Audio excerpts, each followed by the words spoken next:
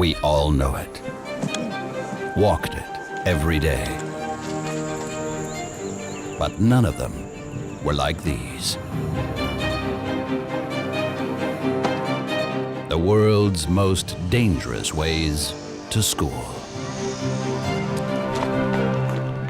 Freezing, climbing, risking their lives, all for the chance of a better future. Spectacular and sometimes simply beautiful. The world's most dangerous ways to school.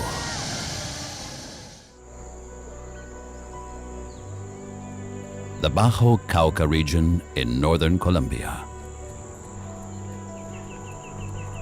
Its landscape is marked by water and seemingly endless expanses.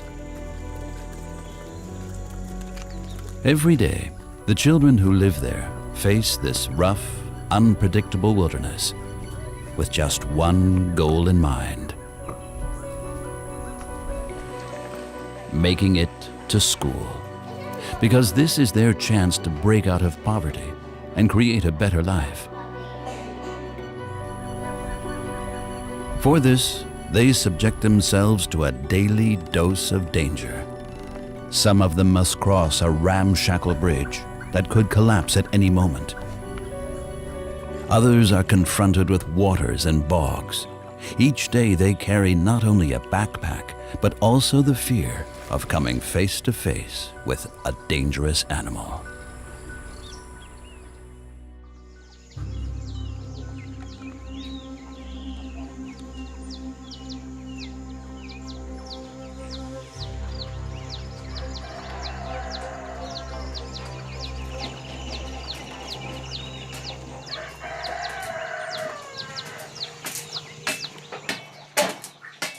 For the De Ojos family, the day starts at 4:30 in the morning. While daughter Kendis is still sleeping, Father Salvador and Mother Yasiris prepare breakfast. Like most people in this region, they live with very meager means. In this small wooden hut, they have just enough money for food. All the more reason why the 28-year-old mother wants to give her children the chance to have a better life.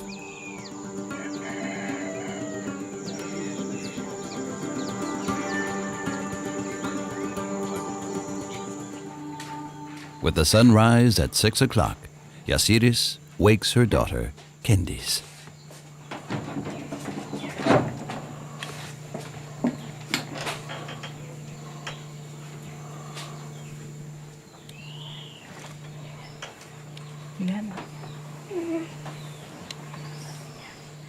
Like almost every morning, the 10-year-old doesn't have much time. Lessons will begin in just 2 hours. Kindy School is far away, and getting there is a major undertaking.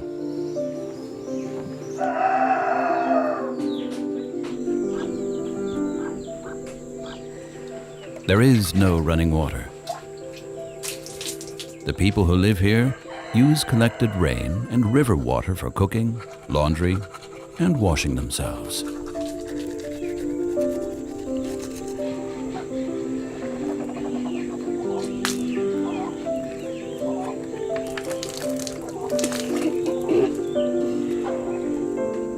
Kendi's 11-year-old sister goes to the high school in the next bigger village of Kuturu, 20 kilometers away.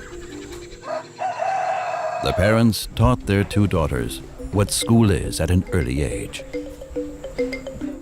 I like to go to school. I learn a lot there. Her teacher promotes the talents of the individual students. For Kendi's, it's painting. This is from a movie we watched. The man had to collect the stones, and when someone touches the stones, they turn to gold. About 50 families live in the community of La Vereda La Escuela. To get from A to B, the residents mainly use motorcycles or boats, or they have to walk, like Candice and the other school children. The roads are very bad. It's super slippery. When it rains hard, we don't even go to school.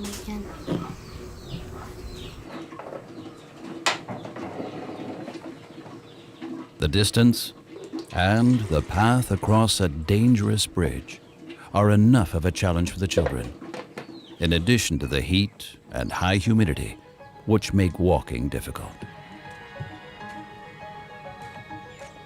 Just past 6:30 in the morning, Kendi sets off.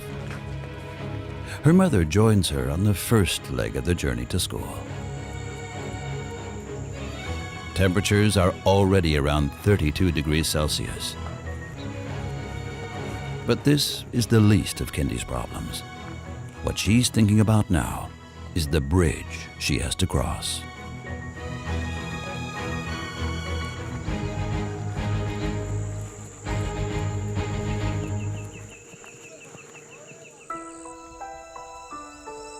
Living just a half hour away from her by boat, the school day starts differently for Kendi's classmate.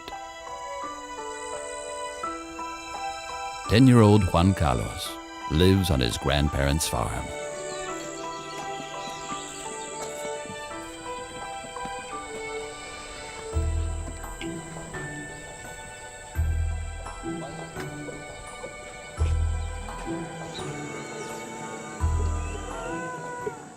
I like horseback riding best,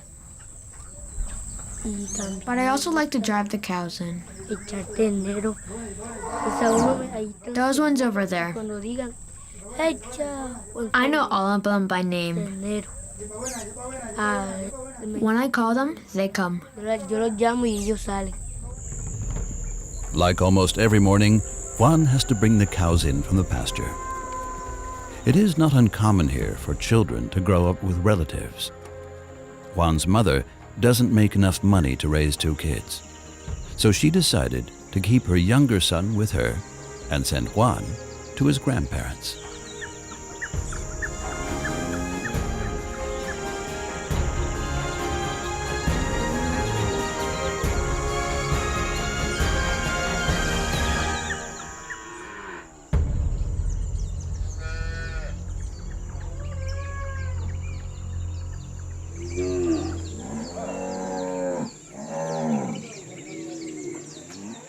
While Juan drives the last cows in, his grandfather, Jorge, begins with the milking.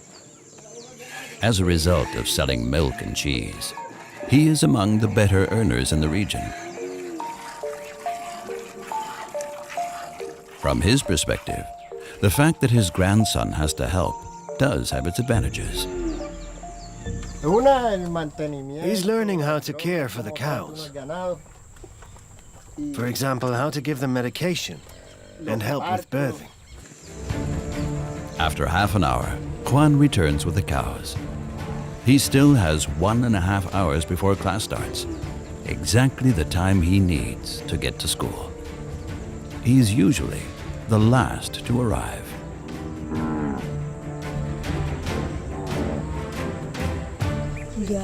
Sometimes I have to let the ducks out and feed the chicks. Then I shower and go.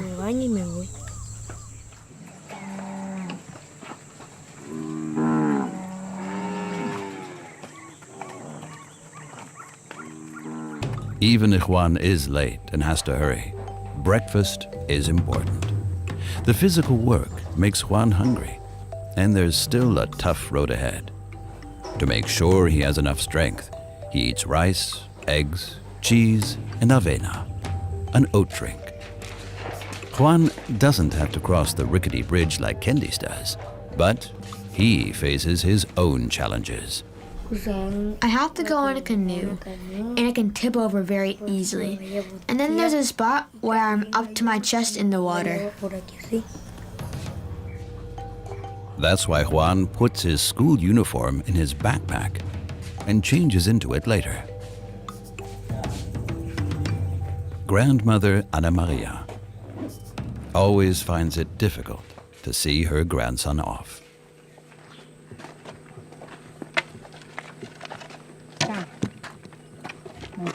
acompañe. Chao. Mírame, chao. Me da mucha tristeza. I'm very sad when I see him go away. Hacia allá. And rightly so.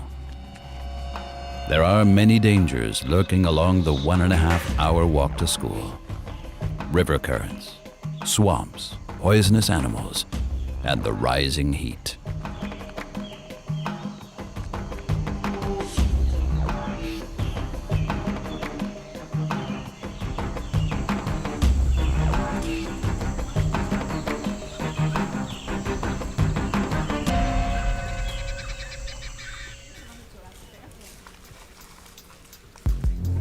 Candice and her mother Yasiris are only a few meters away from the bridge.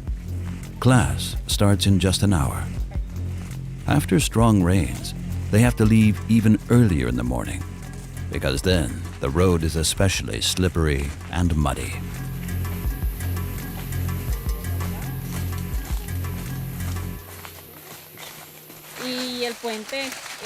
The bridge is the most dangerous part of the way to school.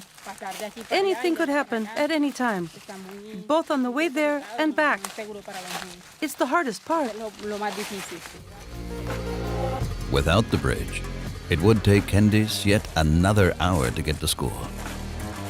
The children are never allowed to cross the decaying wooden construction alone. If anything should happen, someone else needs to be able to get help. This is why the 10-year-old meets her classmates, Andrea, Nivea, and Neidi at the bridge. Yes, this bridge. 180 meters long, 4 meters high. The footbridge is made of thin, rotting tree trunks that are only loosely connected.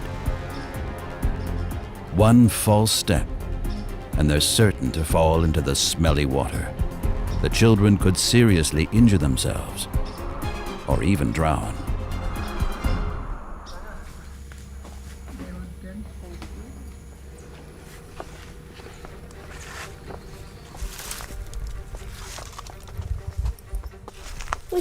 I'm afraid I'm going to fall down and break my foot or my hand.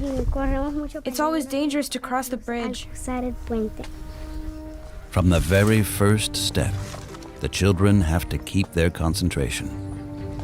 With every day and each downpour, the bridge becomes more unstable.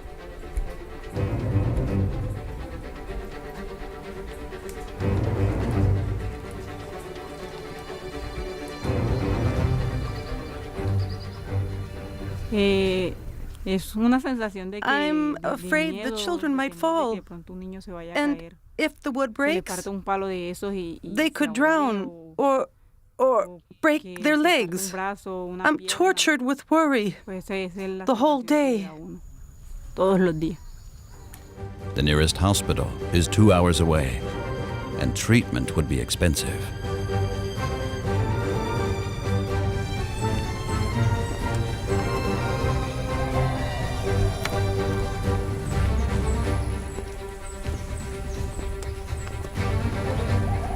The children have only one thought: to cross the wooden bridge safely.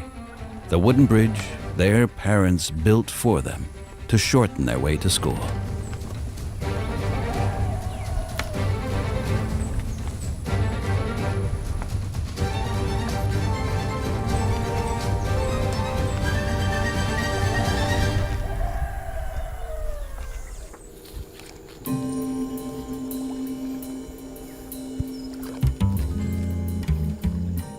Kendi's father, Salvador, helped to build the bridge. Like 90% of the villagers, he has no permanent work. He does odd jobs like working in the fields or fishing, with which he earns the equivalent of just 280 euros a month. 2 years ago, it wasn't possible to move so freely. The guerrilla movement FARC had the area firmly in its grip. It fought against the government and its supporters. The population still suffers from the consequences, but is trying to get their lives back.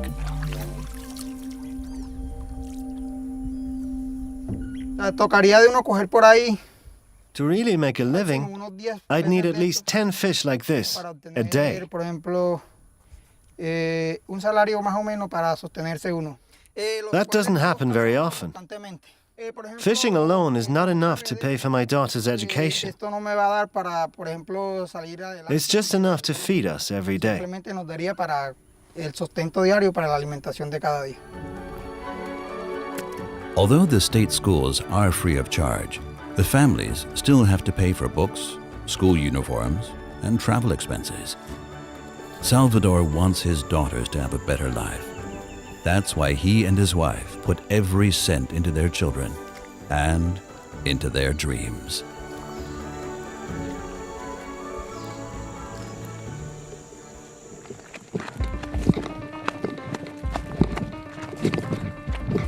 Juan has to hurry. He left the house way too late today.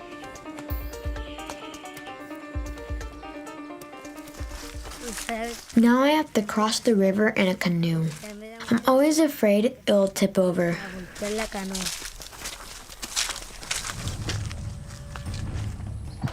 The canoe is extremely wobbly. One wrong move, and Juan would be sitting in the water, together with his school uniform and books.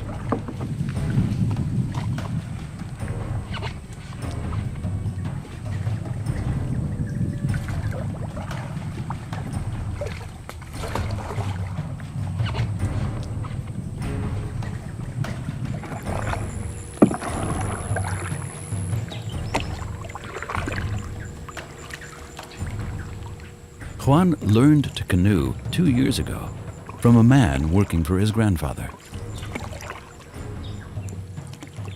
Besides the horses, the canoe is Juan's grandparents' only means of transportation. If they need a dugout canoe during the day, the boy has to swim home in the afternoon with his school supplies in his backpack, which is why a lot of his things have broken.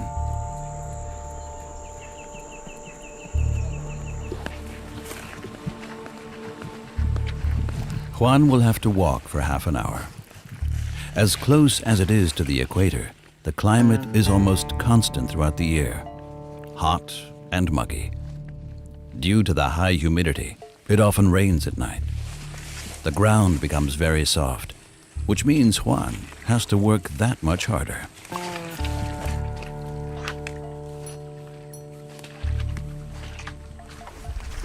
Now I have to put my backpack on my head. Sometimes the water goes all the way up to here.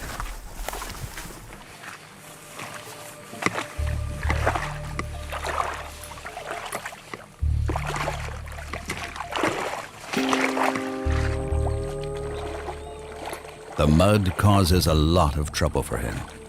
Juan can't see where he's stepping in the murky water. It's only 50 meters to the shore, but those 50 meters are what he's most afraid of.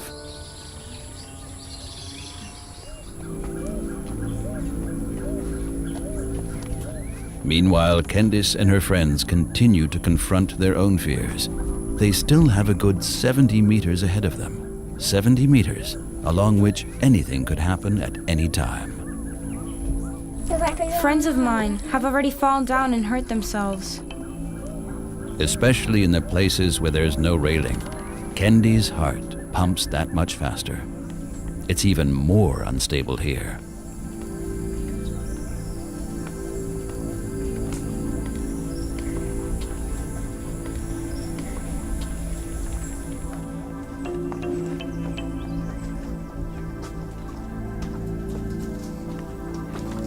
One basic rule is never step on the same trunk as someone else.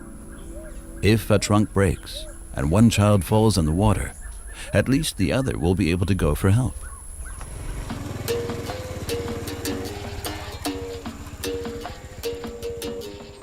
While the children are still fighting to get over the bridge, their teacher arrives at school. Yuri's journey with a motorcycle taxi begins Mondays at midnight. Over the weekend, she always travels to her hometown of Medellin, 7 hours away. About 2 years ago, the government rebuilt the school. During the week, it's Yuri's home. It's a small chamber with no windows and no daylight, but Yuri tries to make the best of it. It's my calling to be a teacher. If you don't feel called, you can't deal with it. There are tons of mosquitoes in my room. In the beginning, there was nothing. I had to bring everything from Medellin. It was really hard for me. There was no TV, no mattress, no blanket. It's difficult every time.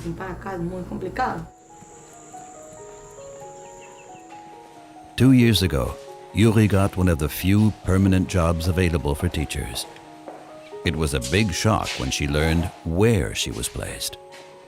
Now, she has made it her goal to spread knowledge in remote places like this. It's a big challenge. I'm afraid for my students. I don't feel calm because there's always something that could happen. They could drown or hurt themselves. The bridge is really difficult for the children. Yuri now has a good half an hour of worrying until the first children begin to arrive. Candice and her friends will soon have made it, if all goes well. The closer they get to the shore, the faster they go, and even forget the most important rule, to keep their distance from each other. They can't get over the bridge fast enough.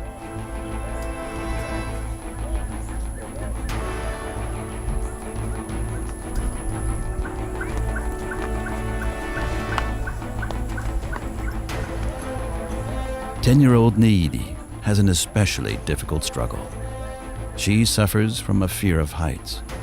With every step, the feeling of dizziness rises, forcing her to her knees.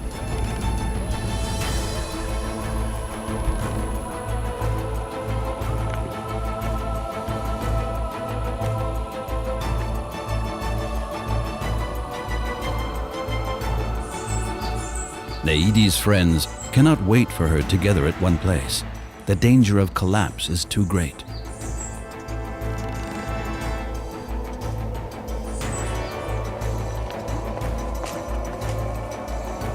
After about half an hour, the first ones finally make it. They have solid ground under their feet once again.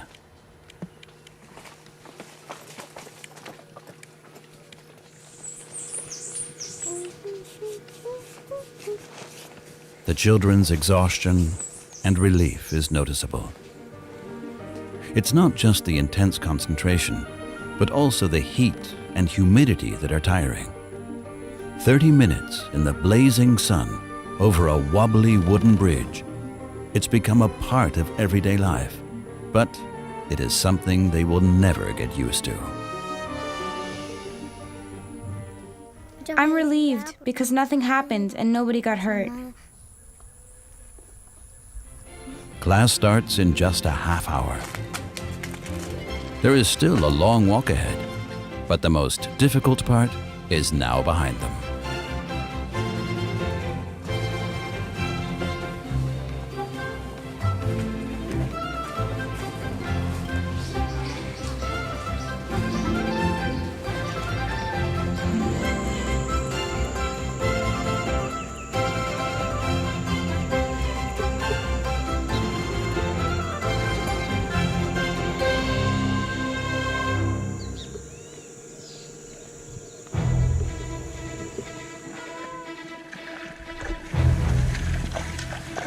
For Juan, the most dangerous part is yet to come.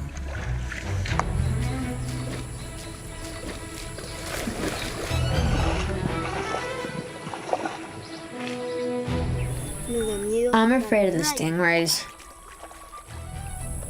If they sting you, you can die. I have to be careful. They bury themselves in the mud.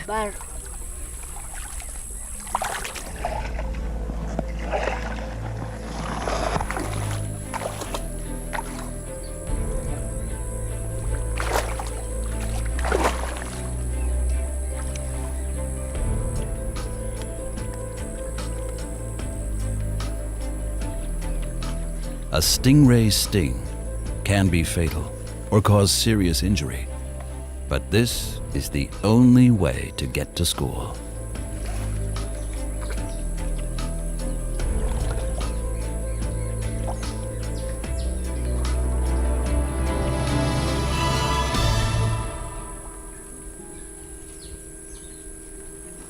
Mission accomplished. Without meeting a stingray, without getting the backpack and school supplies wet.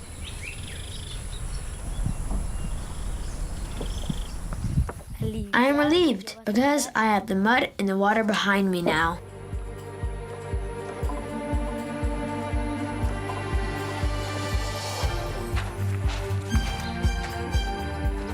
Finally, Juan can put on his dry school uniform.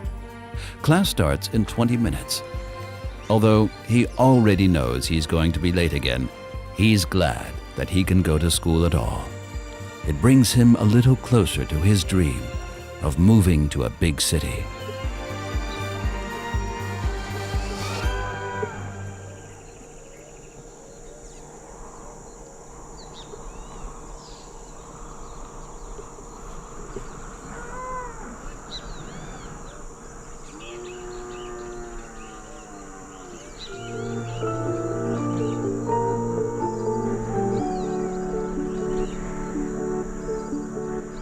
Kendis, Nevea, Andrea, and Neidi have been on the road for over an hour now. Unlike Juan, at least they're not alone, which makes time go by faster.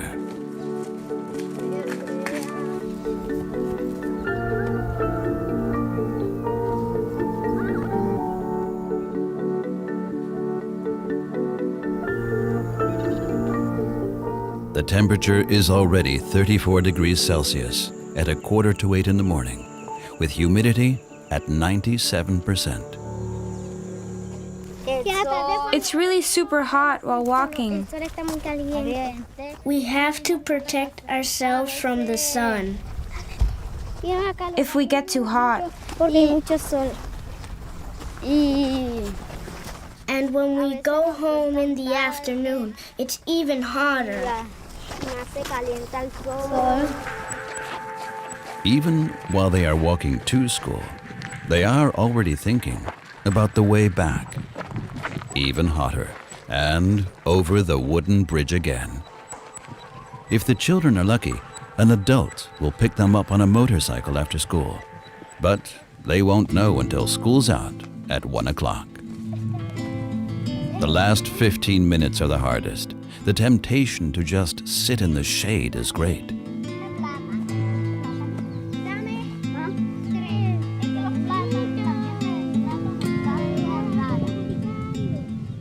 okay, let's go.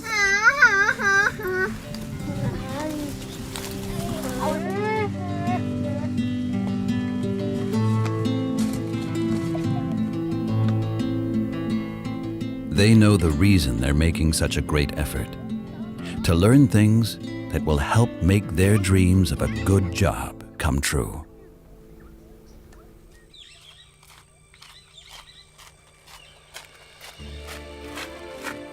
Juan will soon arrive as well. He gets up his strength for the last stretch. The most difficult part is the hill we just passed and the one coming up. To pass the time, Juan practices doing calculations in his head. Math is his favorite subject.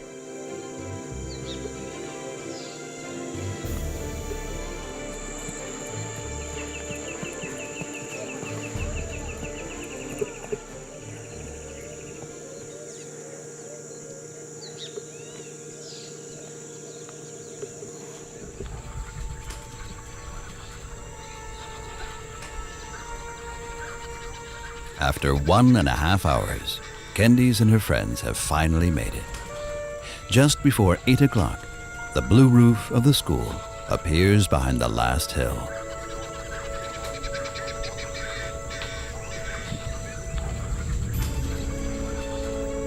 This sight alone gives them a shot of energy.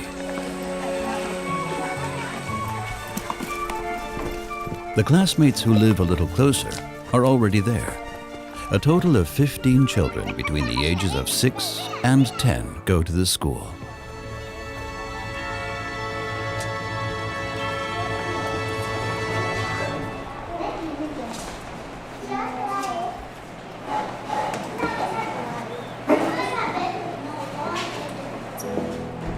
Education is compulsory in Colombia for 9 years. But only 85% of children actually go to school. Juan finally arrives shortly after 8.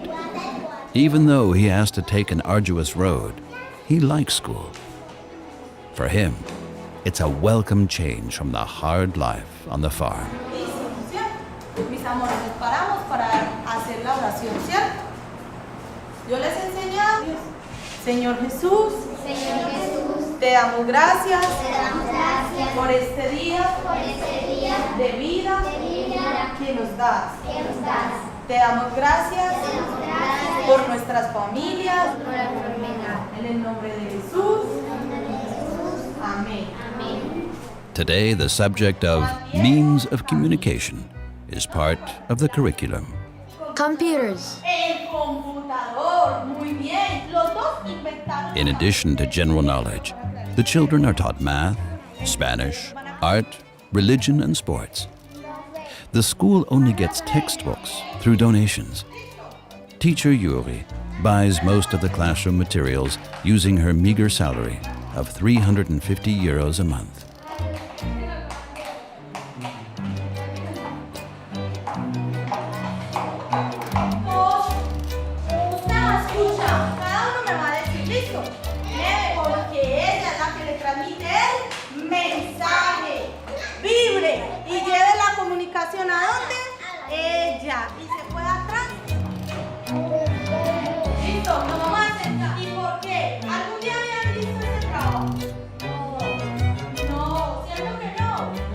The teacher faces the same challenge every day, teaching 6 different levels, from preschool to 5th grade, all at the same time. It's very difficult to teach like this. Why? Because I look for a topic that is good for everyone. Then I assign a task that everyone can do, and then another one that is appropriate to the level. This means the tasks have different degrees of difficulty. 2 years ago, most of the children wrote very poorly and came to school irregularly. Yuri is proud that that has changed. Her students really like to go to school now.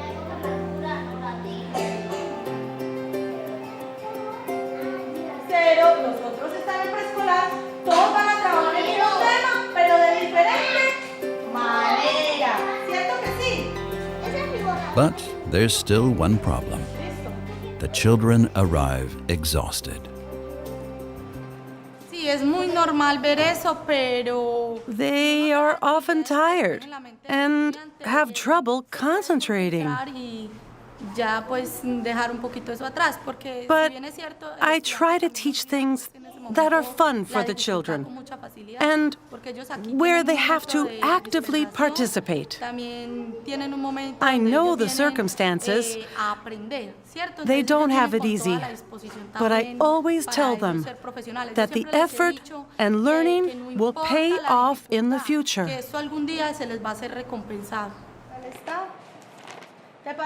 After 3 hours, the children have a 45-minute break.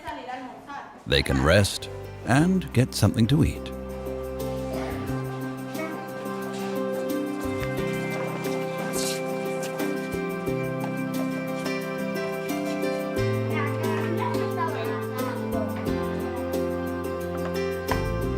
Sometimes the parents bring something to their kids during the lunch break, but most of them get a break box.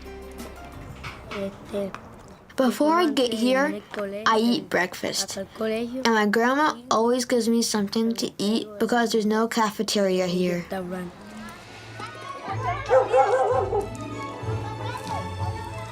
After lunch, there's still time to play. Something Juan doesn't get to do much at home. Here, he can finally be a child.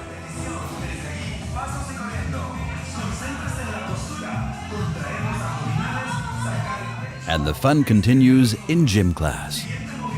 The kids love it. They can stop thinking and just goof around.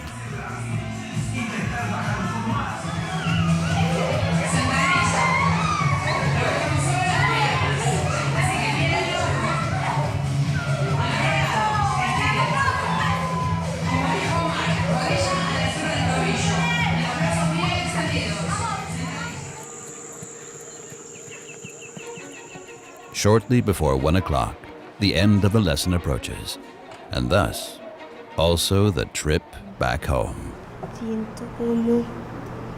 I'm always a little afraid of going back because it's so hot there. And if you go into the water when you're that heated, you can get a shock and drown.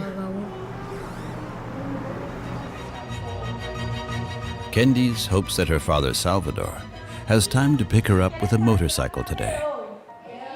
It's also not particularly safe, but at least it's better than the wooden bridge. The teacher lets her young charges go, but with mixed feelings. She knows that today she has brought them one step closer to their dreams, but she also knows the trials and tribulations that lie ahead.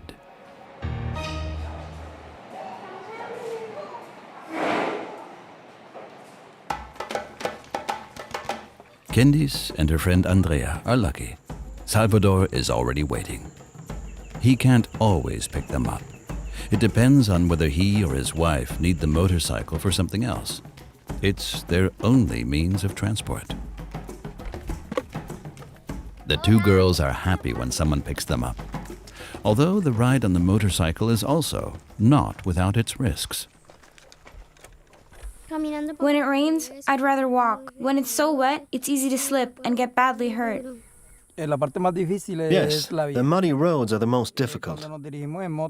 You have to be very careful when driving here.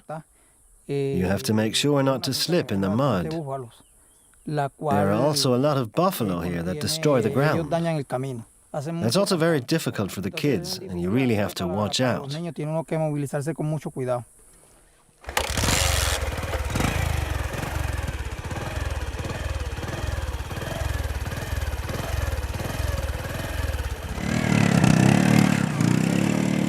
In the morning, it is often too wet and muddy to drive the children safely. By the afternoon, the sun has dried the ground, at least a little bit.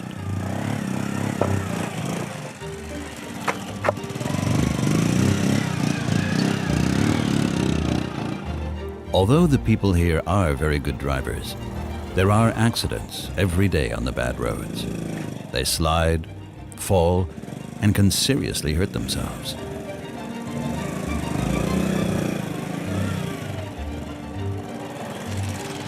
The good thing is that it only takes 30 minutes to get back by motorbike.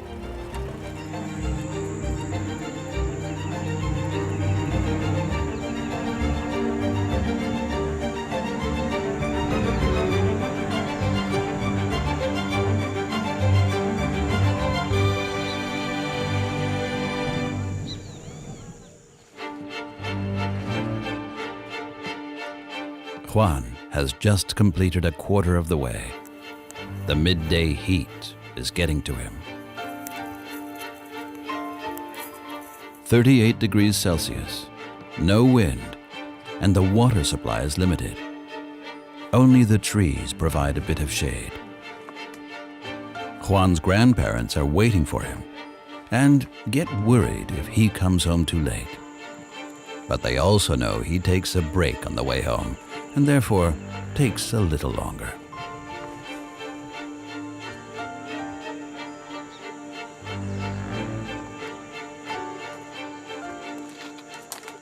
I like to climb the tree.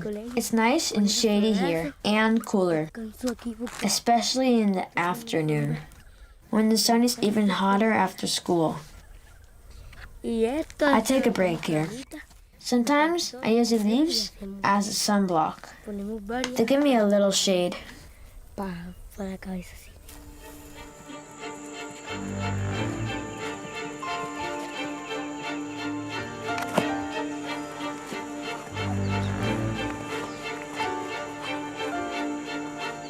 After the short break, Juan goes step by step toward the section of the route he is most afraid of.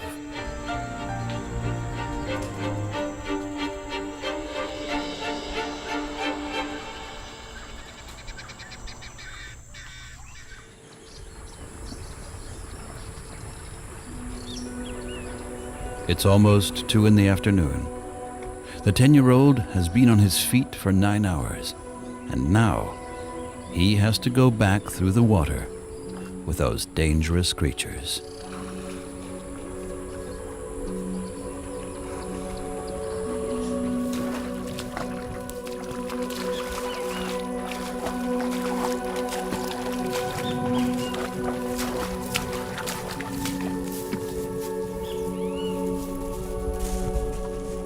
But there's one thing on his way home he is looking forward to: his favorite place on the river.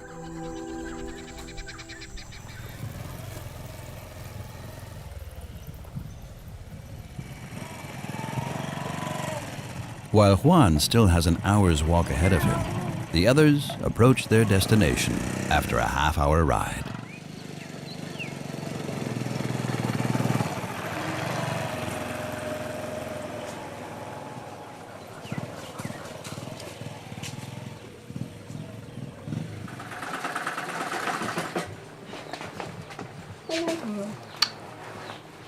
Mother Yasiris is relieved to have her youngest back again, and all in one piece.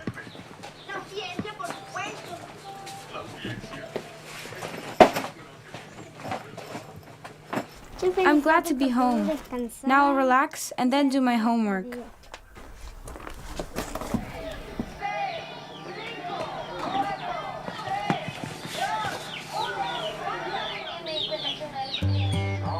She enjoys watching TV after school with her 11-year-old sister, Karin. After that, homework calls. Mother Yasiris helps her daughters. She recently returned to school and graduated herself. She has no vocational training. For that, she would have to move to another city and leave her family. But she doesn't want that. Mona Lisa es una obra pictórica del pintor renacentista italiano Leonardo da Vinci. So it's all the more important to her that her 2 girls are able to make their dreams come true.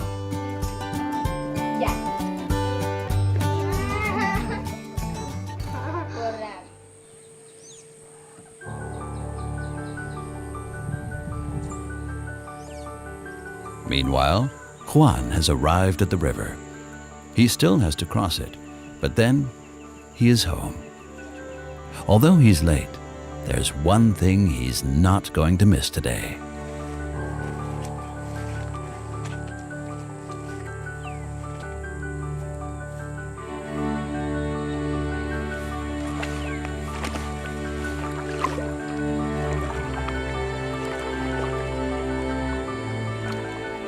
Juan loves to swim in a river without dangerous animals.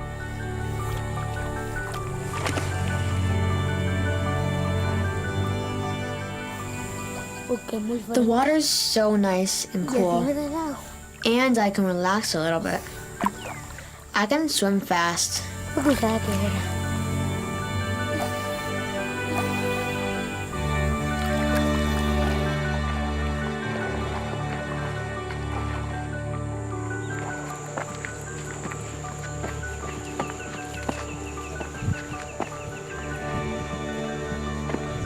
One canoe trip later, and he is finally at home. Exhausted after a very long day. His grandparents and his work are already waiting for him. I feel very relieved when he comes home, and nothing has happened. I'm also proud of him when he brings home good marks. I'm glad to be here and not have to go through the mud and the water anymore. I'm really relieved. In the late afternoon, Candice gets together again with her friends. Before they go to bed, the family spends some time together. Primeramente, pues,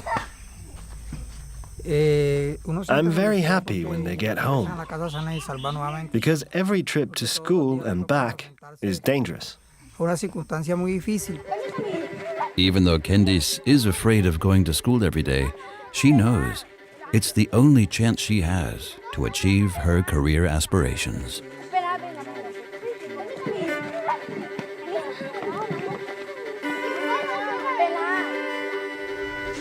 I want to be a great artist. I love to paint.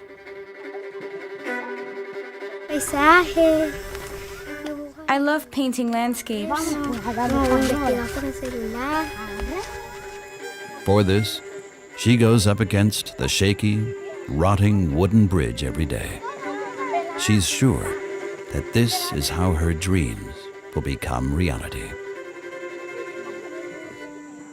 At 7 o'clock in the evening, Juan is finished with all his tasks. Even though his grandparents are very strict, they do give him support.